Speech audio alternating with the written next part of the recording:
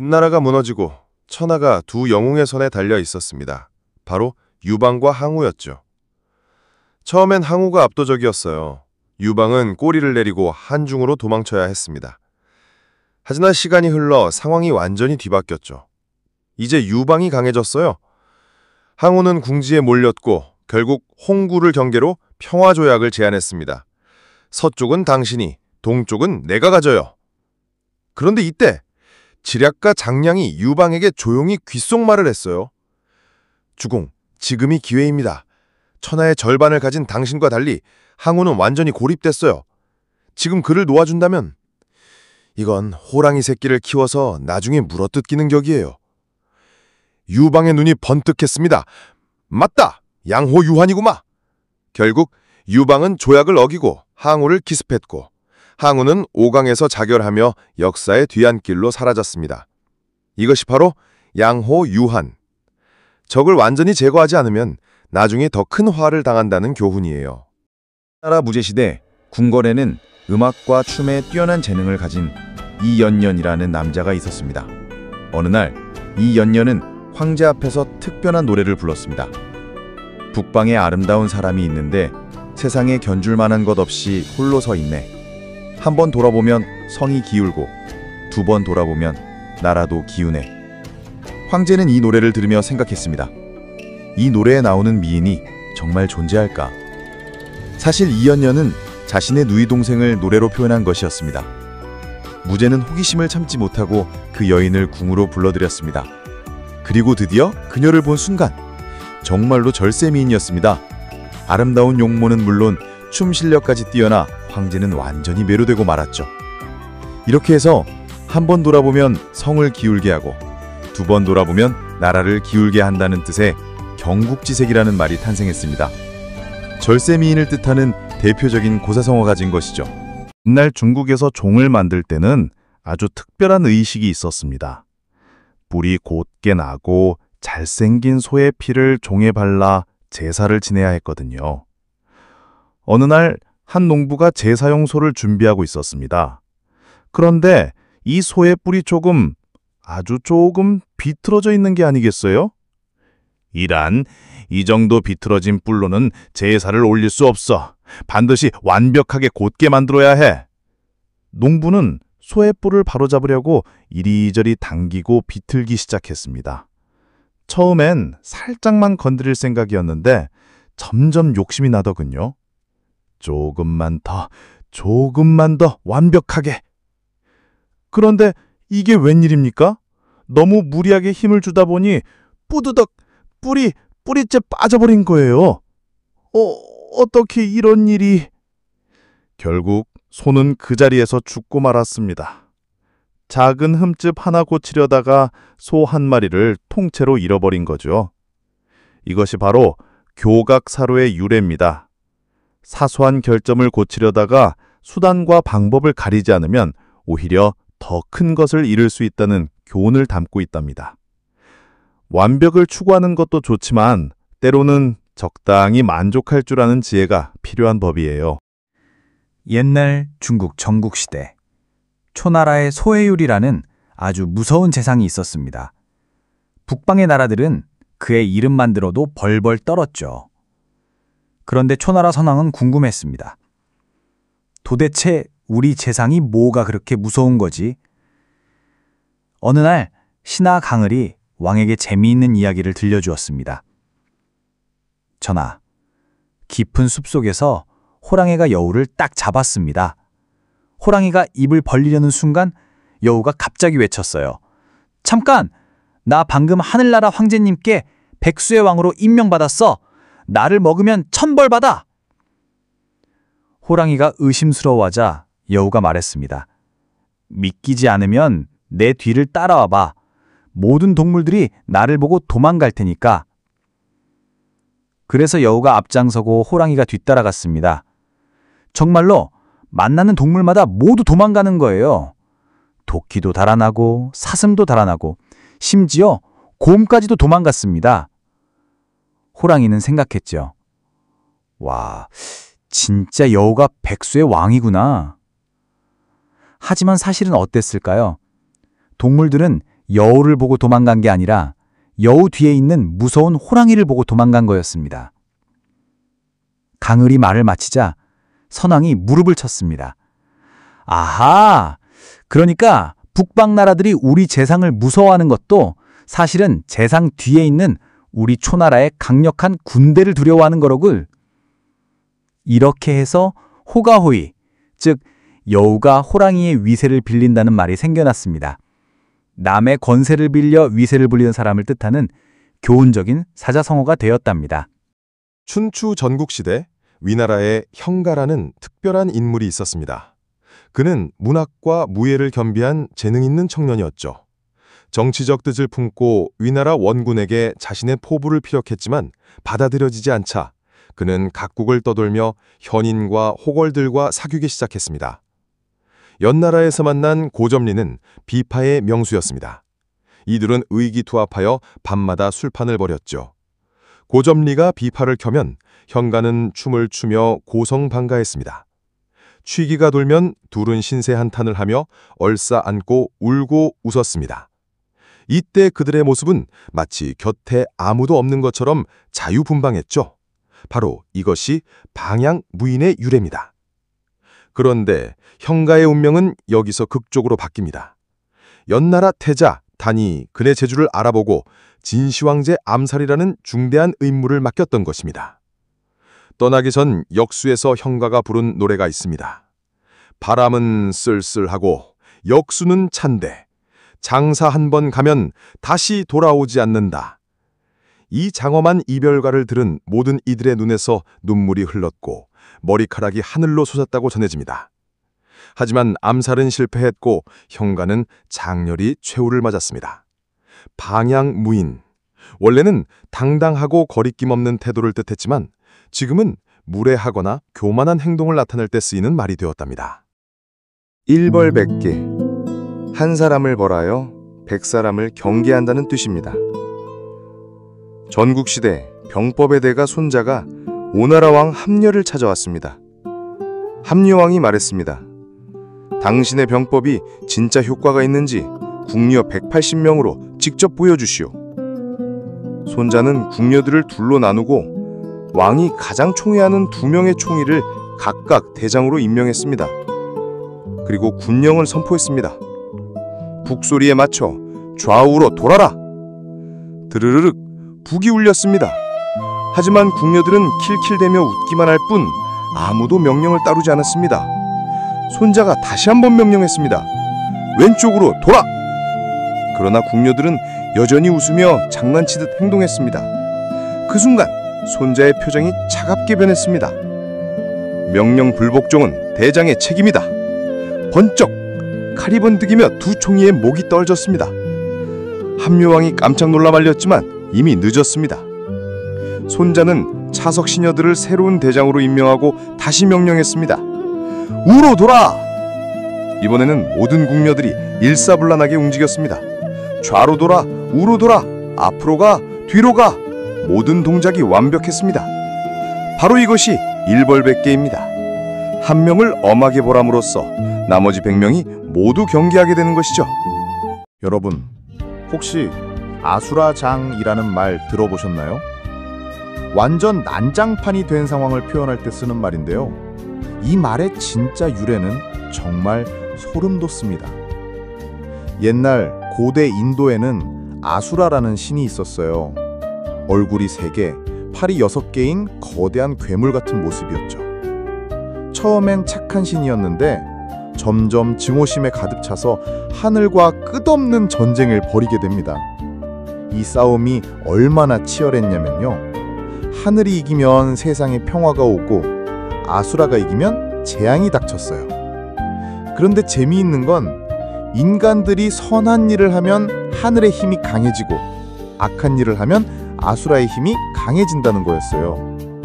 인도의 유명한 서사시에는 이런 장면이 나와요. 비슈누 신의 원반에 맞은 아수라들이 피를 흘리며 쓰러지고 시체가 산처럼 쌓인 끔찍한 전장의 모습 말이에요. 바로 이 피비린내 나는 전쟁터를 아수라장이라고 불렀던 거죠. 그래서 지금도 완전히 엉망진창이 된 상황을 아수라장이라고 하는 겁니다. 결국 아수라장을 막는 것도 우리 인간의 선택에 달려있다는 깊은 의미가 담겨 있네요. 옛날 중국 어느 마을에 철수라는 대장장이가 살고 있었습니다. 철수는 매일 뜨거운 화로 앞에서 쇠를 두드리며 농기구를 만들었죠. 그런데 신기한 일이 벌어졌습니다. 쇠덩어리는 본래 아무런 모양이 없었는데 철수가 사각 틀에 넣으면 네모가 되고 둥근 틀에 넣으면 동그라미가 되는 거였습니다. 어느 날 철수의 아들 영희가 아버지를 도우러 왔습니다. 영희는 호기심이 많아서 이것저것 만져보다가 빨간 주사가루통에 손을 넣었습니다. 어라? 손이 빨갛게 물들었네요? 그러더니 이번엔 검은 먹통에 손을 넣었습니다. 이번엔 손이 까맣게 되었어요. 아하! 영희가 깨달았습니다. 사람도 쇠와 마찬가지구나. 좋은 친구와 어울리면 좋은 사람이 되고 나쁜 친구와 어울리면 나쁜 사람이 될 수 있겠다. 철수 아버지가 고개를 끄덕이며 말했습니다. 맞다 영희야. 맑은 소리를 내면 메아리도 맑고 곧은 나무는 그림자도 곧단다. 이것이 바로 근묵자흑의 지혜란다. 그날부터 영희는 항상 좋은 친구들과 어울리며 훌륭한 사람으로 성장했다고 합니다. 삼국지 시대에 위대한 꿈을 품고 있던 유비가 있었습니다. 하지만 현실은 녹록하지 않았죠. 어느 날 유비는 자신의 넓적다리를 내려다보며 깜짝 놀랐습니다. 전쟁터에서 말을 타며 활동하던 시절과 달리 이제는 넓적다리에 살이 올라 있었던 것입니다. 이제 말을 다시 탈 수 없게 넓적다리에 살만 올랐구나. 유비는 한숨을 내쉬며 탄식했습니다. 세월은 헛되이 흘러 내가 이미 늙어가는데 아직도 나라에 공을 세우지 못했으니. 이것이 바로 비육지탄의 유래입니다. 넓적다리를 뜻하는 비, 살을 뜻하는 육, 그리고 탄식을 뜻하는 탄. 재능을 발휘할 기회를 얻지 못하고 헛되이 세월만 보내는 것을 한탄하는 마음을 담은 고사성어입니다. 유비의 이 한탄은 결국 그를 더욱 분발하게 만들었고 훗날 총나라의 황제가 되는 원동력이 되었답니다. 자, 여러분, 오늘은 역지사지라는 말의 유래를 알아볼 건데요. 정말 재밌는 이야기가 숨어 있어요. 옛날 옛적 맹자라는 철학자가 제자들과 이런 상상을 해봤대요. 야, 너희들 생각해봐. 우리가 아는 위인들이 만약 서로 시대를 바꿔서 살았다면 어땠을까? 첫 번째, 치수의 영웅 우임금. 이분은 홍수와 싸우며 백성을 구한 액션 히어로죠. 두 번째, 농업의 아버지 후직. 농사기술을 발명해서 사람들이 굶지 않게 해준 발명왕이에요. 세 번째, 공자의 제자 안회. 가난해도 학문에만 집중한 진짜 모범생이었죠. 그런데 맹자가 말했어요. 만약 아내가 우임금 시대에 살았다면 분명 삽 들고 홍수랑 싸웠을 거야. 우임금이 평화로운 시대에 살았다면 책 읽고 공부했을 거야. 후직이 난세에 살았다면 농사 대신 철학 공부했을 거야. 왜냐하면 진짜 훌륭한 사람은 상황에 맞게 최선을 다하거든요. 이게 바로 역지 즉 개연. 처지가 바뀌어도 다 똑같이 훌륭했을 거라는 뜻. 그래서 나온 말이 역지사지. 다른 사람 입장에서 생각해보자. 화가 날 때 한 번만 생각해보세요. 내가 저 사람 입장이라면? 역지사지. 마법 같은 말이에요. 옛날 어느 마을에 한 할아버지가 살고 있었습니다. 이 할아버지는 매일 아침 손자에게 똑같은 말을 했어요. 얘야, 세상에는 변하지 않는 법칙이 하나 있단다. 바로 거자필반이지. 손자가 고개를 갸우뚱하며 물었습니다. 할아버지, 거자필반이 뭐예요? 할아버지는 웃으며 대답했어요. 가는 자는 반드시 돌아온다는 뜻이야. 불교 경전인 법화경에 나오는 말로 만난 사람은 헤어짐이 정해져 있고 떠난 사람은 반드시 돌아온다는 거지.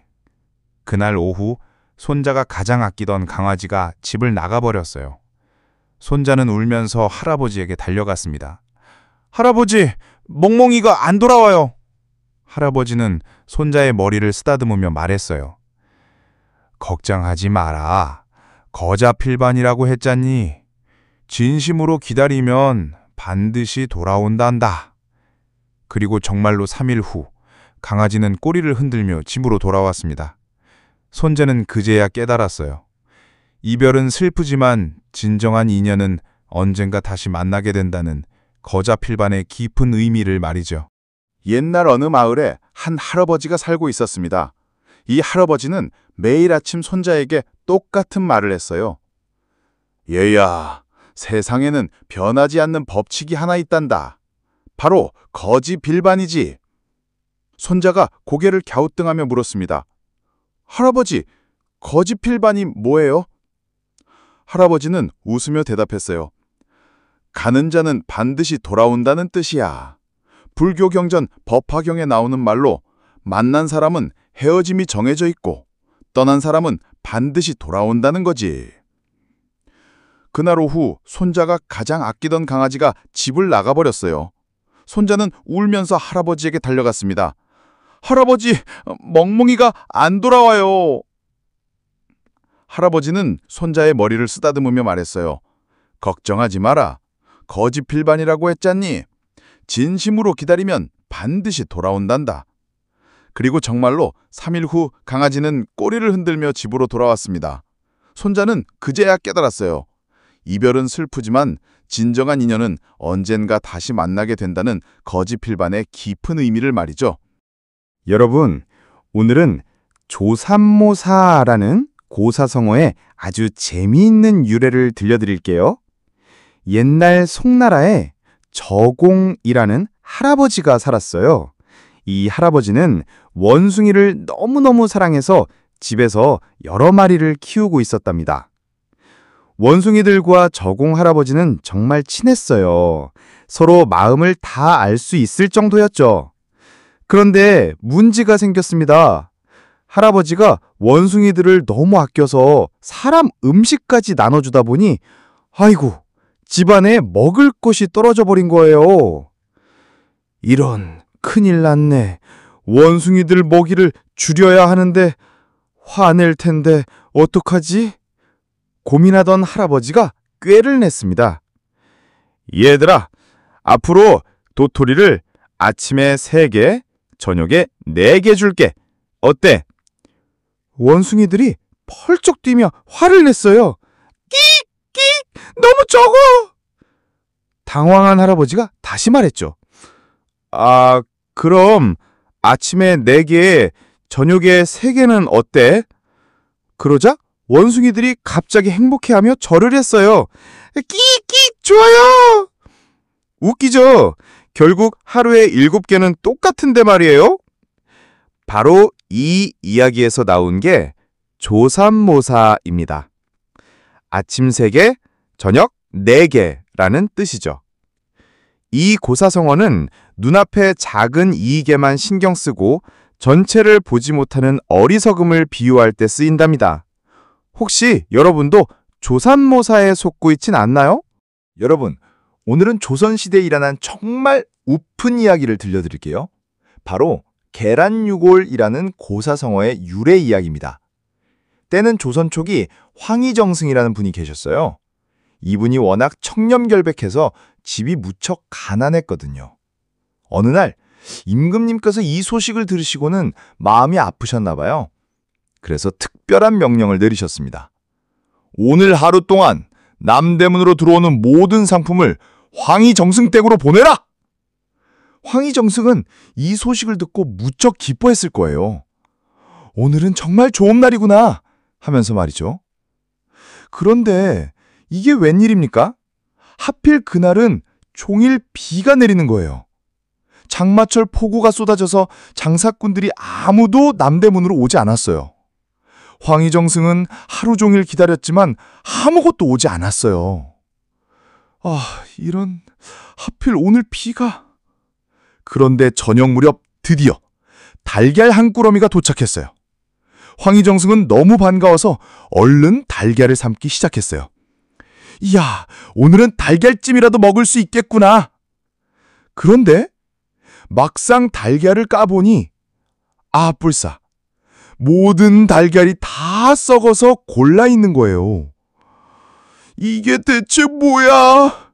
황희정승의 한숨소리가 여기까지 들리는 것 같네요.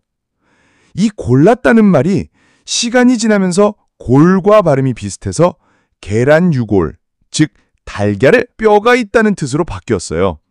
그래서 계란유골은 기대했던 일이 엉뚱하게 빗나가거나 애써 얻은 것이 전혀 쓸모없을 때 쓰는 말이 되었답니다. 황희정승의 그날 심정이 딱 그랬겠죠. 옛날 당나라 시대 화려한 장안의 거리에는 재능 넘치는 시인 이익이 살고 있었습니다. 그는 아름다운 글로 사람들의 마음을 사로잡았지만 정작 자신의 마음은 텅 비어 있었죠. 어느 봄날 이익은 한 기로에서 곽소옥이라는 기생을 만나게 됩니다.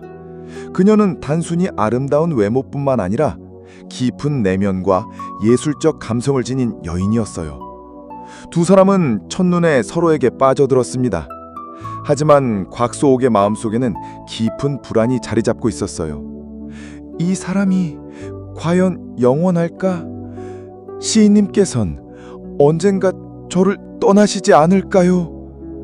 그녀의 떨리는 목소리를 들은 이익은 그녀의 손을 꼭 잡고 진심을 담아 말했습니다. 소가 내 평생의 소원을 오늘에야 이루게 되었어. 몸이 부서져 뼈가 가루가 되더라도 그대를 버리지 않으리라 약속하오. 이것이 바로 분골쇄신의 유래입니다.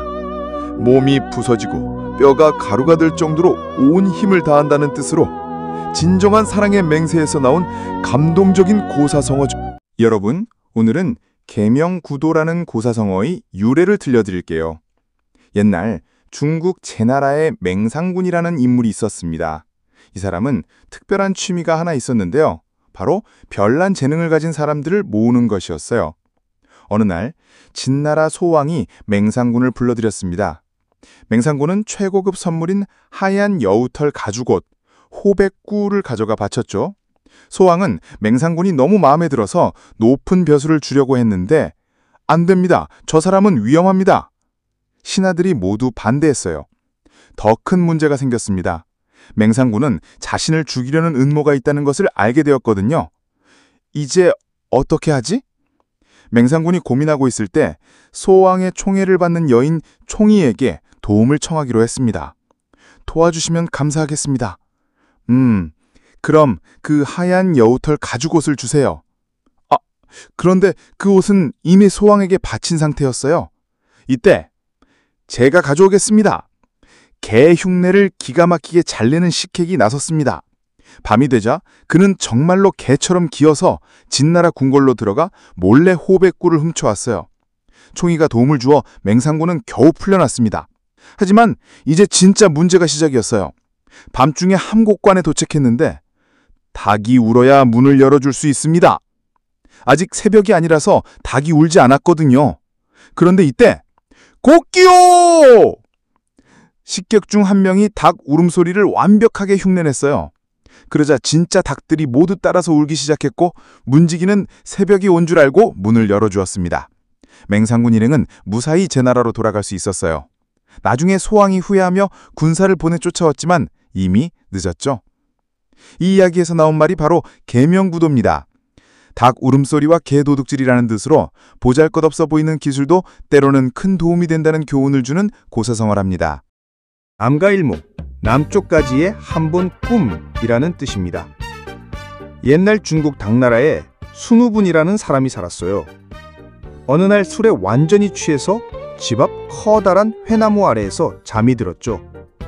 그런데 꿈속에서 갑자기 괴안국이라는 신비한 나라의 사신들이 나타났습니다.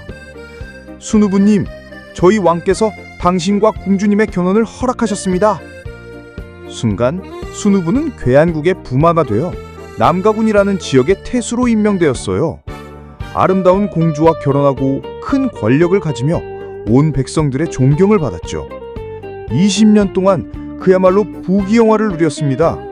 화려한 궁전에서 살고 맛있는 음식을 먹고 최고의 대우를 받으며, 그런데 갑자기 눈을 뜨니 그냥 회나무 밑에 누워있는 자신의 모습이었어요. 20년간의 영화로운 삶이 모두 한순간의 꿈이었던 거죠. 남가일몽은 이렇게 덧없는 부귀영화, 한때의 헛된 꿈 같은 일을 말하는 고사성어입니다. 인생의 영광도 꿈처럼 짧다는 깊은 교훈을 담고 있어요. 옛날 춘추시대 제나라에 영공이라는 임금이 있었습니다. 이 영공에게는 아주 특이한 취미가 하나 있었는데요.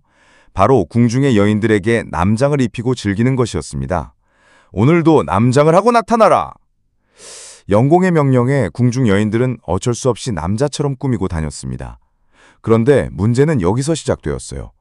궁 밖의 백성들이 이 소식을 듣고는 아, 임금님께서 좋아하시는구나 하며 너도 나도 여자들이 남장을 하기 시작한 거예요. 거리 곳곳에서 남장한 여인들을 볼 수 있게 되자 영공은 당황했습니다. 이건 아니지. 궁 밖에서는 여자들이 남장하는 것을 금지한다. 왕명을 내렸지만 전혀 효과가 없었어요. 신하들에게 물어보니 지혜로운 안자가 나서서 말했습니다. 폐하, 이것은 마치 가게 문 앞에는 양고기 간판을 걸어놓고 실제로는 개고기를 파는 것과 같습니다. 궁 안에서는 허용하시면서 궁 밖에서는 금지하시니 백성들이 어떻게 따르겠습니까? 그렇다면 어떻게 해야 하지? 간단합니다. 궁중 안에서부터 먼저 금지하시면 됩니다. 영공이 궁중에서부터 여인들의 남장을 금지하자 신기하게도 온 나라에 남장하는 여인들이 사라졌다고 합니다. 이것이 바로 양두, 구, 육, 겉과 속이 다르면 진정한 변화는 일어나지 않는다는 교훈을 담은 고사성어랍니다. 자, 여러분, 오늘은 백면서생이라는 말이 어떻게 생겨났는지 재미있는 이야기를 들려드릴게요. 때는 중국 송나라 시대 문제라는 황제가 있었는데요. 이분이 어느 날 지금이 북위를 공격할 절호의 기회야 라고 생각했습니다. 그래서 궁궐의 모든 귀족들을 불러 모았어요. 여러분, 북위를 정벌할 작전 회의를 해봅시다. 그런데 이때 심경지라는 무골 교의가 있었어요. 이 사람은 평생 전장을 누비며 실전 경험이 풍부한 진짜 군인이었죠. 귀족들이 책상에서만 전략을 짜며 이렇게 하면 됩니다. 저렇게 하면 이깁니다. 라고 떠들어대는 걸 보고는 심경지가 확 일어서서 말했습니다. 폐하, 밭일은 농부에게 물어야 하고 길쌈은 아낙네에게 물어야 제대로 알 수 있는 법입니다. 그런데 전쟁을 하시겠다면서 왜 이 하얀 얼굴에 책만 읽은 풋내기들과 상의하십니까? 이런 백면서생들과 전쟁을 계획한다면 어떻게 승리를 보장할 수 있겠습니까? 바로 여기서 백면서생이라는 말이 탄생한 거예요. 얼굴이 하얗고 고우며 오직 글공부만 한 경험 없는 선비를 뜻하는 말이 되었답니다. 실전 경험 없이 이론만 아는 사람을 비꼬는 말로 지금까지도 쓰이고 있어요. 여러분, 오늘은 염화미소라는 아름다운 고사성어의 유래를 들려드릴게요. 때는 2500여 년 전 석가모니 부처님이 계시던 시절입니다. 어느 화창한 날 부처님께서 제자들을 영축산에 불러 모으셨어요. 제자들은 설레는 마음으로 모여들었습니다. 오늘은 어떤 깊은 가르침을 주실까? 하고 말이죠. 그런데 이게 웬일입니까? 부처님께서는 평소처럼 말씀을 시작하시는 게 아니라 조용히 손을 들어 연꽃 한 송이를 집어드시더니 말없이 살짝 비틀어 보이셨어요. 제자들은 당황했습니다. 이게 무슨 뜻이지? 왜 아무 말씀도 안 하시지? 서로 눈치만 보며 웅성웅성거렸어요. 그런데 바로 그때 제자 중 한 명인 가섭존자만이 빙긋 미소를 지었습니다. 가섭존자는 깨달았어요. 연꽃은 더러운 진흙 속에서 자라지만 그 꽃잎에는 진흙이 전혀 묻지 않는다. 우리도 세상의 더러움에 물들지 말고 맑고 순수한 마음으로 살아가라는 뜻이구나. 부처님께서는 가섭의 미소를 보시고 흡족해 하시며 말씀하셨습니다. 가섭아, 나에게는 말과 글로는 전할 수 없는 깊은 진리가 있다. 정법한장, 열반묘심, 실상무상, 미묘법문, 이 모든 것을 너에게 전해주마. 이렇게 해서 불교 사상 최초로 마음에서 마음으로 전해지는 이심전심의 전통이 시작되었고, 가섭존자의 그 아름다운 미소를 염화 미소라고 부르게 되었답니다. 진정한 깨달음은 때로는 말보다 미소 한 번이 더 깊은 의미를 전할 수 있다는 것, 바로 염화 미소의 교훈이에요. 여러분, 오늘은 염화 미소라는 아름다운 고사성어의 유래를 들려드릴게요. 때는 2500여 년 전 석가모니 부처님이 계시던 시절입니다. 어느 화창한 날 부처님께서 제자들을 영축산에 불러 모으셨어요. 제자들은 설레는 마음으로 모여들었습니다. 오늘은 어떤 깊은 가르침을 주실까? 하고 말이죠.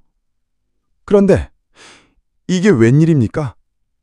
부처님께서는 평소처럼 말씀을 시작하시는 게 아니라 조용히 손을 들어 연꽃 한 송이를 집어드시더니 말없이 살짝 비틀어 보이셨어요. 제자들은 당황했습니다. 이게 무슨 뜻이지? 왜 아무 말씀도 안 하시지? 서로 눈치만 보며 웅성웅성거렸어요. 그런데 바로 그때 제자 중 한 명인 가섭존자만이 빙긋 미소를 지었습니다. 가섭존자는 깨달았어요. 아, 연꽃은 더러운 진흙 속에서 자라지만 그 꽃잎에는 진흙이 전혀 묻지 않는다. 우리도 세상의 더러움에 물들지 말고 맑고 순수한 마음으로 살아가라는 뜻이구나. 부처님께서는 가섭의 미소를 보시고 흡족해 하시며 말씀하셨습니다. 가섭아, 나에게는 말과 글로는 전할 수 없는 깊은 진리가 있다. 정법한장, 열반묘심, 실상무상, 미묘법문, 이 모든 것을 너에게 전해주마. 이렇게 해서 불교 사상 최초로 마음에서 마음으로 전해지는 이심전심의 전통이 시작되었고, 가섭존자의 그 아름다운 미소를 염화 미소라고 부르게 되었답니다. 진정한 깨달음은 때로는 말보다 미소 한 번이 더 깊은 의미를 전할 수 있다는 것, 바로 염화 미소의 교훈이에요. 여러분, 오늘은 회자정리라는 깊은 의미를 담은 고사성어의 유래를 들려드릴게요. 회자정리, 한자로 회자딩미, 만나는 자는 반드시 헤어진다는 뜻이죠. 이 말은 부처님의 가르침이 담긴 불교 경전에서 나온 것인데요. 세 개의 중요한 경전에서 이와 같은 내용을 찾을 수 있어요.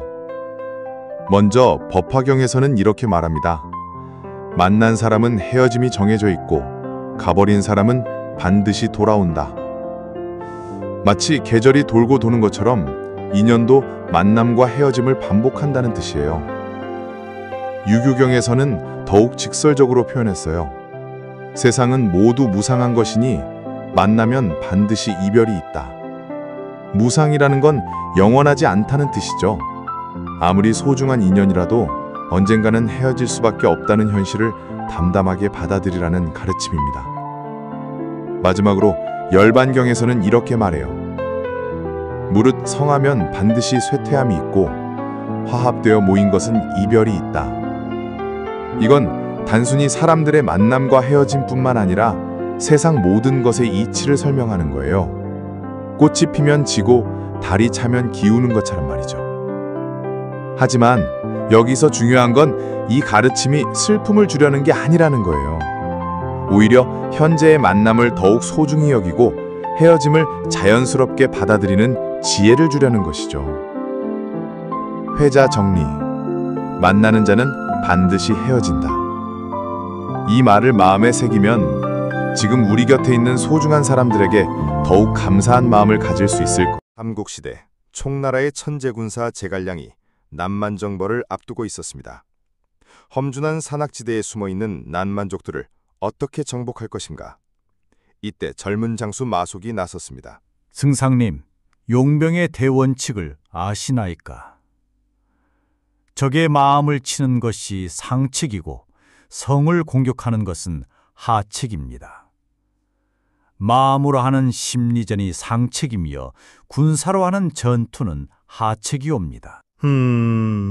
마속의 말이 일리가 있구나. 적을 굴복시키되 그 마음까지 얻는다면 진정한 승리가 아니겠는가? 이렇게 해서 탄생한 것이 바로 고심유상, 즉 적의 마음을 치는 것이 최고의 전략이라는 뜻입니다. 무력보다 지혜로, 전투보다 심리전으로 승부하는 것, 이것이 바로 제갈량과 마석이 남긴 불멸의 병법 철학인 것입니다. 사자성어 절차탕마. 어느 날 언변과 재기가 뛰어난 자공이 스승 공자에게 질문을 던집니다. 선생님, 가난해도 아첨하지 않고 부유해도 교만하지 않는 사람, 그런 이는 어떤 사람일까요? 공자가 깊이 있게 대답합니다. 좋긴 하지만 가난해도 도를 즐기고 부유해도 예를 좋아하는 사람이 더욱 뛰어나다. 이에 자공이 시경을 인용하며 반문합니다. 뼈와 상아를 자르고 갈며 옷과 돌을 쪼고 닦는 것처럼 이것이 바로 수양의 수양을 쌓는다는 뜻입니까? 공자가 감탄하며 외칩니다. 자공아, 이제야 너와 함께 시경을 논할 수 있게 되었구나. 하나를 듣고 두를 아는 진정한 현명함이로다. 절차탕마, 끊임없는 노력과 수양으로 자신을 완성해 나가는 것, 이것이 바로 진정한 학문의 길입니다. 옛날 중국 제나라에 장공이라는 임금이 있었습니다. 어느 화창한 봄날 장공은 신하들과 함께 사냥을 나서기로 했습니다. 웅장한 수레가 길을 따라 굴러가는데 갑자기 길 한복판에서 작은 사마귀 한 마리가 나타났습니다. 이 작은 곤충은 놀랍게도 앞다리 2개를 번쩍 틀어 올리며 거대한 수레바퀴 앞을 가로막고 서 있었습니다. 마치 자신의 작은 팔로 거대한 수레를 멈춰 세울 수 있다고 믿는 듯했죠. 장공과 신하들은 이 광경을 보고 웃음을 터뜨렸습니다. 저 작은 사마귀를 보기에 자신의 힘도 모르고 수레를 막으려 하다니. 하지만 장공은 곧 깨달았습니다.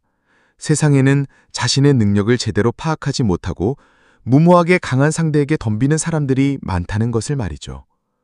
그래서 당랑거철이라는 말이 생겨났습니다. 사마귀가 수레바퀴를 막는다는 뜻으로 자신의 역량을 생각하지 않고 되지 않을 일에 무모하게 덤비는 행동을 경계하는 교훈이 되었죠. 때로는 거창한 꿈보다 작은 행복이 우리를 지탱해 줍니다. 첫 번째, 집에서 에어컨을 틀 수 있는 것. 무더운 여름날 문을 열며 시원한 바람이 맞아주는 그 순간의 안도감은 작지만 확실한 행복입니다. 두 번째, 만나면 배꼽 빠지게 웃게 해주는 친구. 힘들었던 하루가 그 친구의 한마디에 눈 녹듯 사라지는 마법 같은 순간들 말이에요. 세 번째, 가끔 마음에 드는 내 얼굴. 거울을 보며 오늘 괜찮네 하고 미소 짓는 그 작은 자신감이 하루를 밝게 만들어줍니다. 네 번째, 달콤한 디저트. 입안에서 녹는 그 달콤함이 마음의 상처까지 치유해주는 것 같은 기분이죠. 다섯 번째, 넷플릭스. 지친 일상 속에서 잠시나마 다른 세상으로 떠날 수 있게 해주는 작은 여행입니다. 여섯 번째, 침대에 누워 읽는 책. 따뜻한 이불 속에서 책장을 넘기며 느끼는 그 평온함은 무엇과도 바꿀 수 없는 소중한 시간이에요. 일곱 번째, 힐링 음악. 마음이 지칠 때 귀를 어루만져주는 선율은 우리의 영혼을 다시 충전시켜줍니다. 이렇게 작고 소소한 7가지가 때로는 우리가 살아가는 이유가 되어줍니다. 큰 행복을 기다리며 지치지 말고 오늘도 이런 작은 행복들을 하나씩 찾아보세요. 중국 전국시대 위대한 철학자 장자가 어느 봄날 오후 나무 그늘 아래에서 잠이 들었습니다. 꿈속에서 장자는 아름다운 나비가 되어 있었습니다. 화려한 꽃밭을 자유롭게 날아다니며 향기로운 꽃들 사이를 춤추듯 흘러다녔죠. 그 순간만큼은 자신이 인간 장주였다는 사실조차 완전히 잊고 있었습니다. 그런데 문득 눈을 떠보니 자신은 다시 인간 장주로 돌아와 있었습니다. 장자는 깊은 생각에 잠겼습니다. 과연 내가 꿈에서 나비가 된 것일까? 아니면 지금 나비가 꿈에서 장주가 되어 있는 것일까? 이 순간 장자는 깨달았습니다. 나와 나비, 꿈과 현심, 삶과 죽음, 이 모든 구분은 우리가 만들어낸 경계일 뿐이란 것을. 진정한 지혜란 이런 모든 구별을 내려놓고 만물이 하나임을 아는 것입니다. 호접지몽, 이는 단순한 꿈 이야기가 아닙니다. 우리 인생의 덧없음과 동시에 모든 존재가 하나로 연결되어 있다는 깊은 철학적 진리를 담고 있는 것이죠. 자, 여러분, 지금부터 들려드릴 이야기는 삼국시대 최고의 변신 스토리입니다. 옛날 옛적 삼국이 치열하게 맞서던 시대, 오나라 손끝 밑에 여몽이라는 장수가 있었어요. 이 여몽, 말 그대로 무식한 용사였답니다. 칼은 잘 휘둘렀지만 글자는 하나도 몰랐죠. 그런데 어느 날 손권이 여몽을 불러서 이렇게 말했어요. 여몽아, 너가 아무리 용맹해도 머리를 써야 진짜 장군이 될 수 있다. 공부 좀 해라. 처음엔 아니 제가 왜 공부를 해야 하나요? 라며 투덜거렸지만 주군의 명령이니 어쩔 수 없었죠. 그래서 여몽은 전쟁터에서도 책을 손에서 놓지 않았어요. 칼 대신 책을 들고 말이죠. 몇 달이 지나고 오나라 최고의 학자 노숙이 여몽을 찾아왔어요. 노숙은 여몽과 오랜 친구라 그를 누구보다 잘 알고 있었거든요. 그런데 여몽과 이야기를 나누던 노숙이 깜짝 놀랐어요. 이게 뭐지? 여몽이 이렇게 박식했나? 여몽의 말 한마디 한마디가 깊은 지혜로 가득했거든요. 노숙이 깜짝 놀라며 말했어요. 야, 너 언제 이렇게 공부했어? 이제 예전에 무식한 여몽이 아니잖아. 그러자 여몽이 멋지게 대답했죠. 선비가 헤어진 지 사흘이 지나면 눈을 비비고 다시 봐야 할 정도로 달라져 있어야 하는 법이야, 친구. 바로 이것이 괄목상대의 유래입니다. 남의 학문이나 능력이 놀랄 만큼 늘었을 때 쓰는 말이죠. 여러분도 포기하지 말고 꾸준히 노력하면 언젠가는 주변 사람들이 괄목상대라고 말할 날이 올 거예요. 전국시대 바람 거센 어느 날, 한 남자가 6개국의 재상 자리를 동시에 차지했습니다. 바로 종행과 소진이었죠. 그런데 소진에게는 남다른 철학이 있었습니다. 진정한 고수는 화를 복으로 바꾸고 실패를 성공으로 뒤집어 놓는다. 생각해보세요. 시험에 떨어졌다고요? 그럼 더 좋은 기회를 찾을 시간이 생긴 거죠. 연인과 헤어졌다고요? 진짜 운명의 상대를 만날 준비가 된 거예요. 심지어 비가 와서 소풍이 취소됐다고요? 집에서 맛있는 걸 해먹으며 쉴 수 있는 완벽한 핑계가 생긴 거잖아요. 소진이 말했던 것처럼 인생의 진짜 승부사는 불행을 행복으로 바꾸는 마법사입니다. 오늘 당신에게 일어난 안 좋은 일도 어쩌면 더 큰 행복을 위한 준비 과정일지 모르죠. 그래서 사람들은 말합니다. 전화위복. 화를 복으로 바꾸는 것. 바로 당신의 마음가짐에 달려 있습니다. 당나라 현종의 궁궐. 화려한 등불이 밤을 밝히고 있었습니다. 처음엔 명군이었던 현종이 점점 주색에 빠져들며 정사를 멀리하자 어둠 속에서 한 남자가 미소를 지었습니다. 바로 이인보. 그는 후궁들에게 환심을 사며 재상의 자리에 올랐죠. 폐하, 충신들의 쓴소리는 듣지 마십시오. 신이 모든 것을 알아서 하겠습니다. 달콤한 말로 황제를 현혹시키며 충신들의 간언을 차단했습니다. 그러나 진짜 무서운 건 따로 있었죠. 자신보다 뛰어난 인재를 발견하면 이인보는 황제 앞에서 이렇게 말했습니다.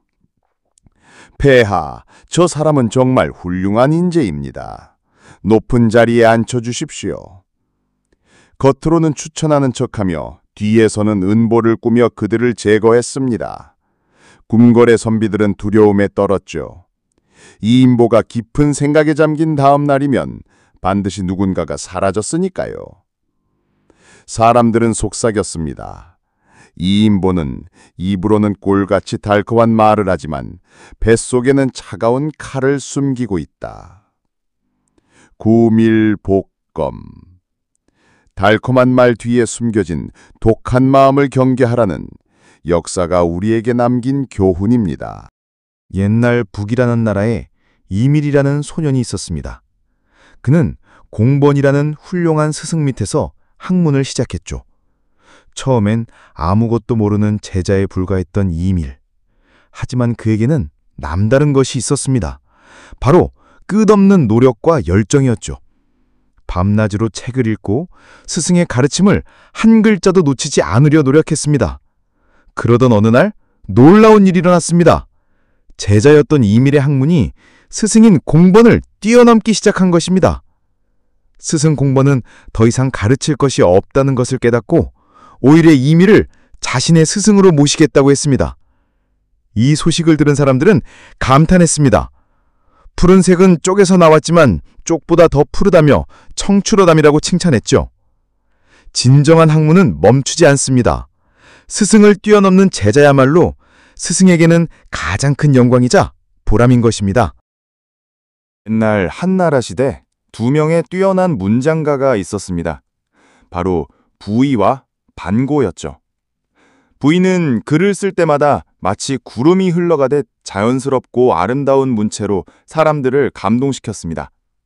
한편 반고는 정교하고 치밀한 필력으로 역사서를 써내려가며 후세에 길이 남을 작품들을 남겼죠. 두 사람의 실력이 워낙 뛰어나다 보니 당시 사람들은 누가 더 훌륭한 문장가인지 끊임없이 논쟁을 벌였습니다. 그런데 어느 날 한 문인이 이런 말을 했습니다. 문인들이 서로를 경시하는 것은 예부터 그러하였다. 하지만 부의와 반고의 실력은 정말 백중지세이다. 여기서 백중지세란 옛날 형제의 순서를 나타내는 백, 중, 숙, 계 중에서 맏형인 백과 둘째인 중처럼 거의 비슷한 실력을 가졌다는 뜻입니다. 이렇게 해서 실력이나 능력이 거의 같아서 우열을 가리기 어려울 때 쓰는 백중지세라는 고사성어가 탄생했습니다. 오늘은 마이동풍이라는 재미있는 고사성어 이야기를 들려드릴게요. 때는 당나라 중국 최고의 시인 이백이 있었습니다. 어느 추운 겨울밤 친구 왕시비로부터 편지 한 통이 도착했어요.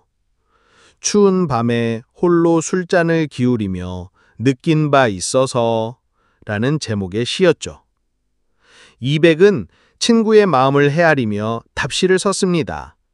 하지만 그의 마음속엔 깊은 울분이 쌓여 있었어요. 아무리 좋은 시를 써도 세상 사람들은 알아주지 않았거든요.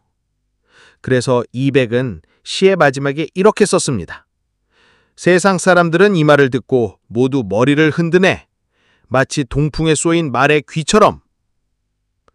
말이 바람을 맞으면 귀가 스쳐 지나가듯 사람들도 좋은 말을 흘려듣기만 하고 진정으로 새겨듣지 않는다는 뜻이에요. 그래서 마이동풍은 남의 말을 귀담아 듣지 않고 흘려버린다는 의미가 되었답니다.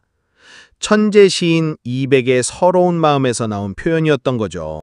옛날 중국 기나라에 한 사람이 살고 있었는데 이 사람은 매일 하늘을 보며 떨었어요. 아, 하늘이 무너져 내리면 어떡하지? 몸 둘 곳이 없을 텐데. 걱정이 너무 심해서 밥도 못 먹고 잠도 못 잤답니다. 그런 모습을 본 지혜로운 사람이 안타까워하며 찾아왔어요. 여보세요? 걱정 마십시오.